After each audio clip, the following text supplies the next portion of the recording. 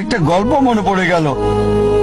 এক সময় একজন ফেরেশতা এসে এক লোককে বলল, আমি তোমার উপর খুশি, তুমি যা চাইবে আমি তোমাকে তাই দেব, তবে একটা শর্ত, যা তুমি চাইবে আমি তোমাকে সব দেব, তবে তোমার প্রতিবেশীকে দেব তার দ্বিগুণ। লোকটা বলল, একটা রোলেক্স ঘড়ি আমার চাই। ফেরেশতা তাকে রোলেক্স ঘড়ি দিয়ে দিল। প্রতিবেশী দুটো রোলেক্স ঘড়ি পেল। লোকটি বলল, একটা মার্সিডিজ গাড়ি আমার চাই। ফেরেশতা তাকে মার্সিডিজ গাড়ি দিল। প্রতিবেশীকে দুটো মার্সিডিজ দিল। লোকটি বলল, একটা সুন্দর বড় বাংলো চাই। ফেরেশতা তাকে সুন্দর বড় বাংলো দিল। তার প্রতিবেশীকে দেওয়া হলো দুটো সুন্দর বড় বাংলো। লোকটি পরে বলল, দয়া করে আমার শেষ ইচ্ছাটা তুমি পূরণ করে দাও।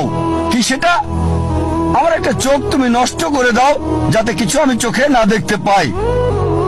চিন্তা করেন, সে তার নিজের চেয়ে প্রতিবেশীকে নিয়ে বেশি ব্যস্ত।